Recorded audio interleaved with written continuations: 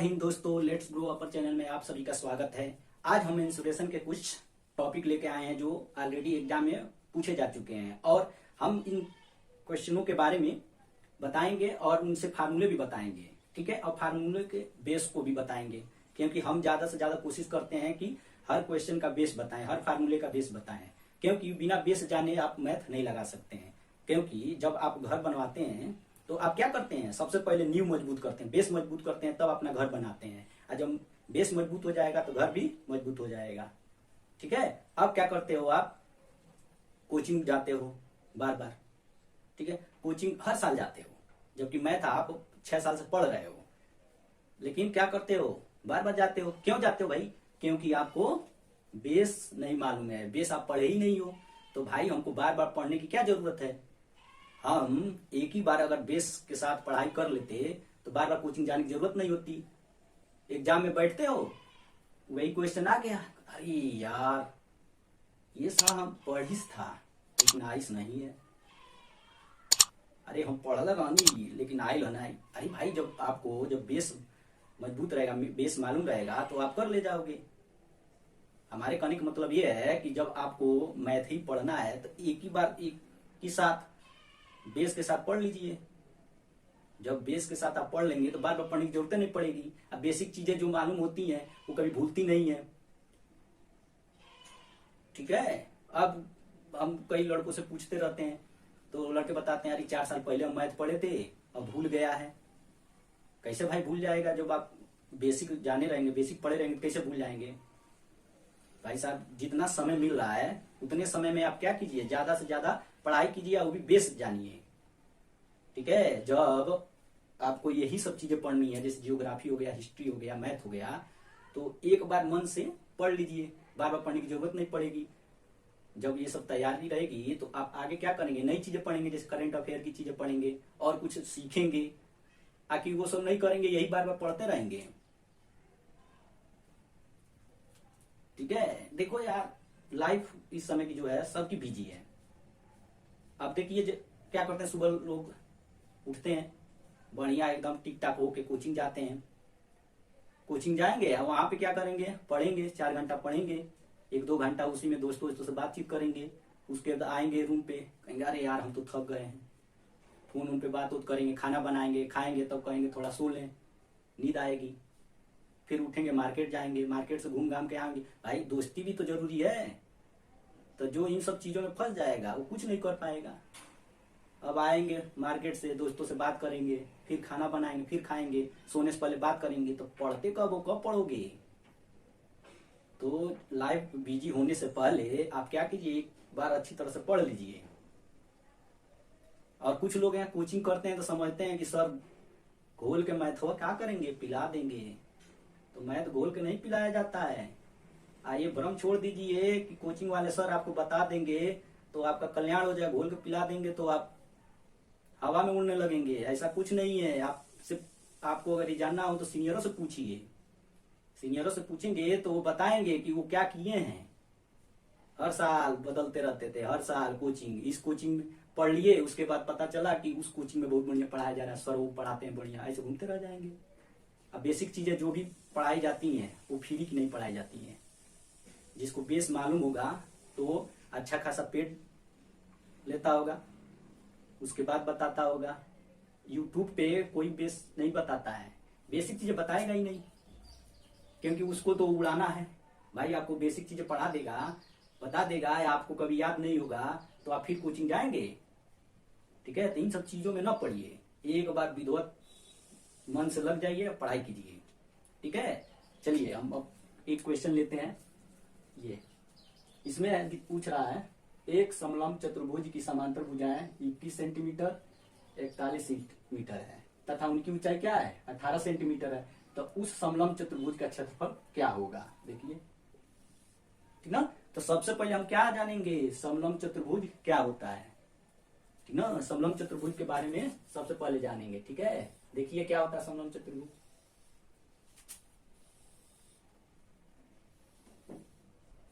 मान लेते हैं ये क्या है, ए है, ये बी है, ये सी है, ये डी है, ठीक ना। अब देखिए समांतर ये होगा, ये इसके समांतर होगा भुजा, ठीक ना। देखिए, और ये क्या होता है, ये इसकी ऊंचाई होती है। तो पहले हम सूत्र देख लेते हैं। समलंब समलंब चतुर्भुज का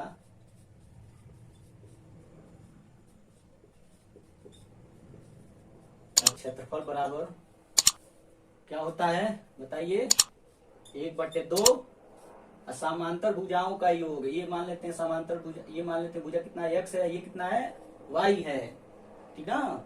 ये क्या है, समांतर भुजाएं हैं, ठीक ना। अगर जैसे किसी से पूछ दीजिए जो बेसिक जिसको मालूम नहीं होगा, उसे पूछ दीजिए कि दो समांतर रेखाएं एक दूसरे को कहाँ काटेंगी, चमक पड़ जाएगा भाई, ये कहाँ काटेगा कहाँ काटेगा।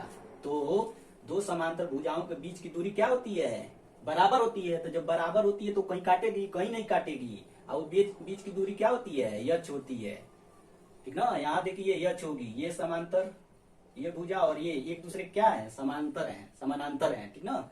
अब देखिए यहाँ पे क्या, ये हो जाएगा 1/2 समांतर भुजाओं का योग। तो हम x + y कर दें, समांतर भुजाओं का योग।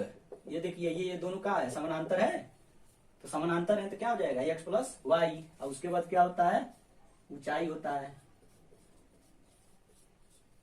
यहाँ आप लिख सकते हैं समांतर भुजाओं का समानांतर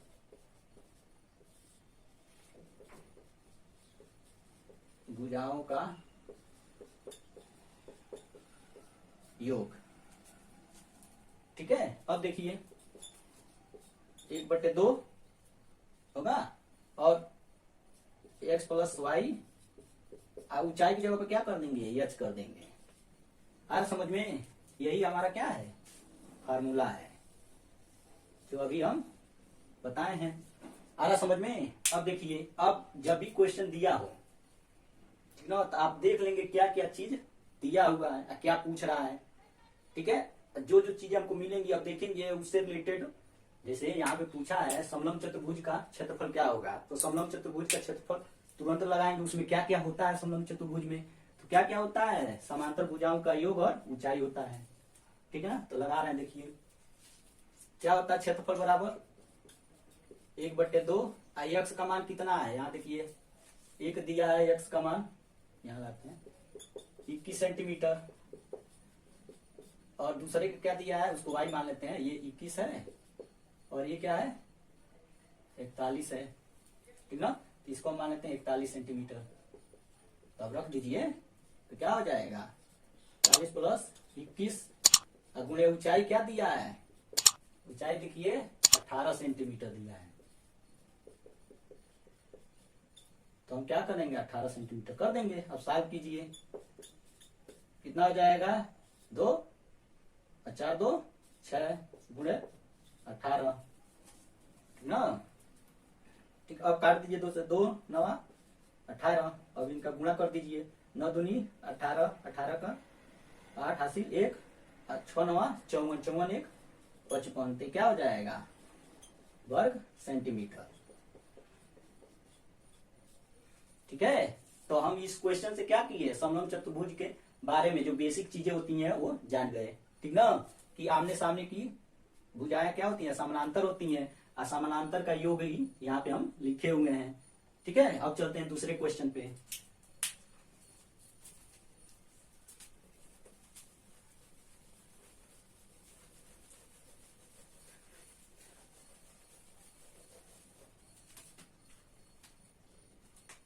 अब इसको लगाते हैं।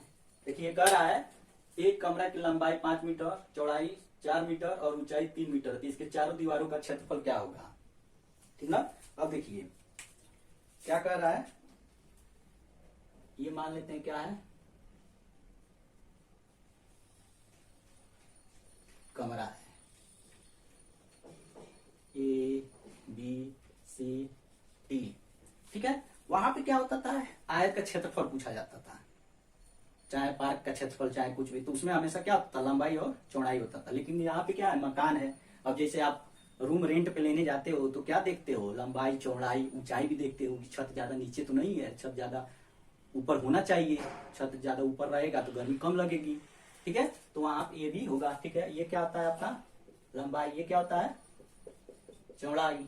ठीक है, और ये क्या हो जाएगा आपका,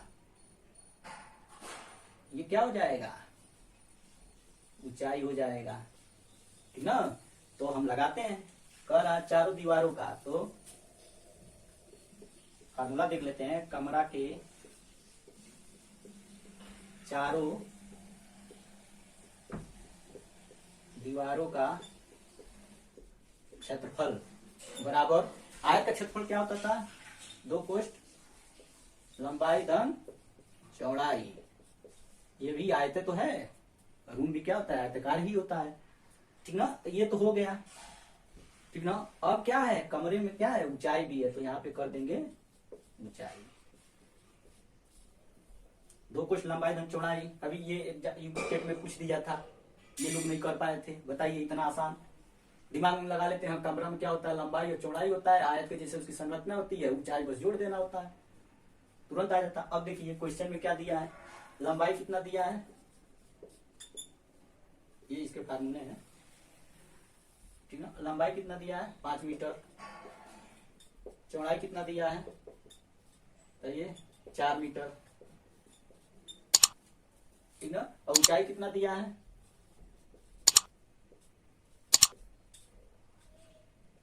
3 मीटर। तो क्षेत्रफल क्या हो जाएगा, चारों दीवारों का क्षेत्रफल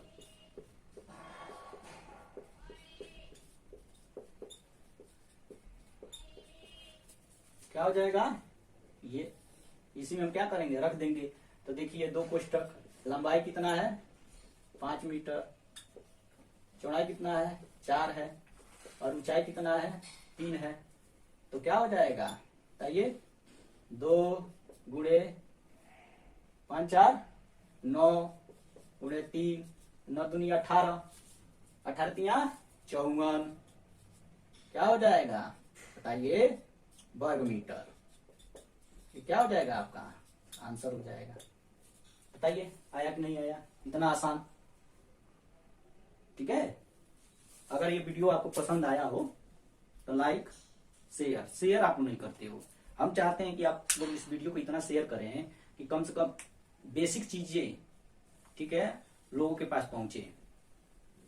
क्योंकि लोग सारे कोचिंग में इधर उधर के कोचिंगों में बिजी हैं, व्यस्त हैं, समय बर्बाद कर रहे हैं। ठीक है, तो कमेंट भी कीजिएगा। धन्यवाद।